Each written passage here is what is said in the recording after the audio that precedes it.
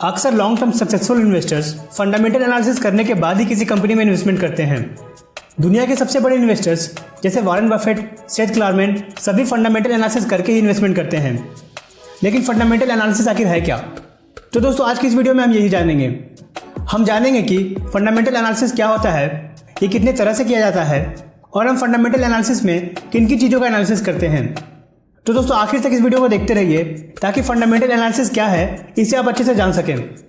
दोस्तों stock market में basically दो तरह के लोग होते हैं। एक होते हैं ट्रेडर्स जो सिर्फ कंपनी के शेयर प्राइस के मूवमेंट को देखकर उस कंपनी के शेयर्स की बाइंग और सेलिंग करते हैं।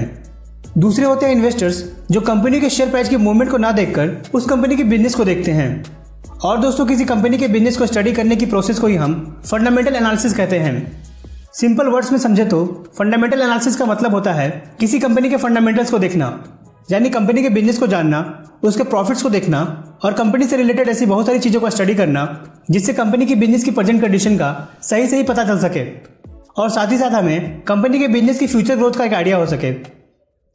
दोस्तों एक इन्वेस्टर इन्वेस्टमेंट करने से पहले ये चाहता है कि उसका इन्वेस्टमेंट अच्छी कंपनी में हो जो फ्यूचर में बहुत ग्रो कर सके, और इसी बात को ध्यान में रखकर हर इन्वेस्टर किसी भी कंपनी में इन्वेस्टमेंट करने से पहले उस कंपनी का फंडामेंटल एनालिसिस करता है। दोस्तों आइए जानते हैं कि फंडामेंटल एनालिसिस कैसे किया जाता है। दोस्तों फंडामेंटल एनालिसिस में हम एक कंपनी का दो तरह से एनालिसिस करते हैं। एक को हम क्वालिटेटिव एनालिसिस कहते हैं और दूसरे को हम क्वांटिटेटिव एनालिसिस कहते हैं। चलिए पहले बात करते हैं क्वालिटेटिव एनालिसिस की।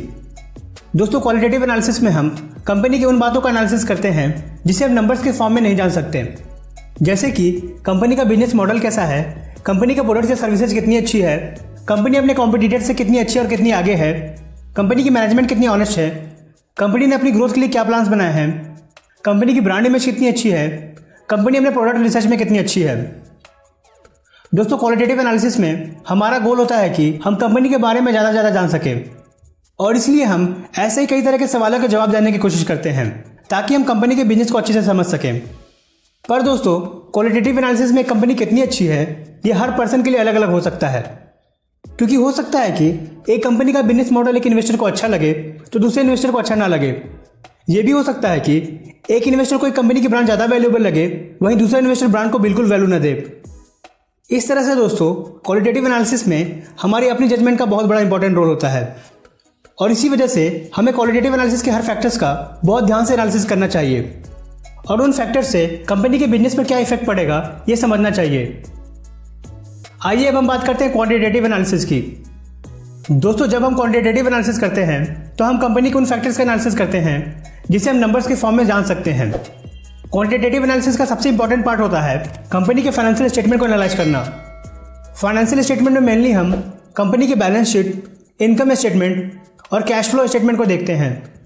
इसके साथ ही क्वांटिटेटिव एनालिसिस में हम कंपनी से रिलेटेड बहुत सारे फाइनेंशियल रेशियो को देखते हैं जो कंपनी के फाइनेंशियल हेल्थ और प्रॉफिटेबिलिटी को बताती है, जैसे कि प्राइस टू अर्निंग रेशियो जिसे हम पी रेशियो भी कहते हैं, debt to equity ratio, return on equity ratio, return on capital employed, return on assets, price to book ratio और इसी तरह के कई और रेशियो को देखते हैं।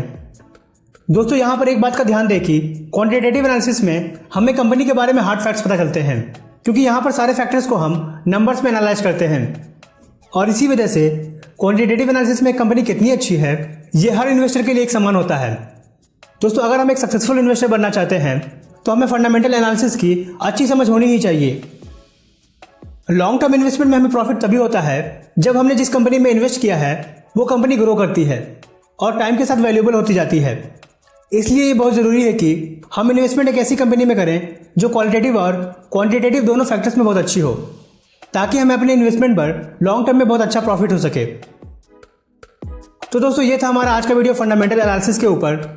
हमने आज जाना कि फंडामेंटल एनालिसिस क्या होता है, ये कितनी तरह से किया जाता है और हम फंडामेंटल एनालिसिस में किन किन चीज़ों को एनालाइज करते हैं।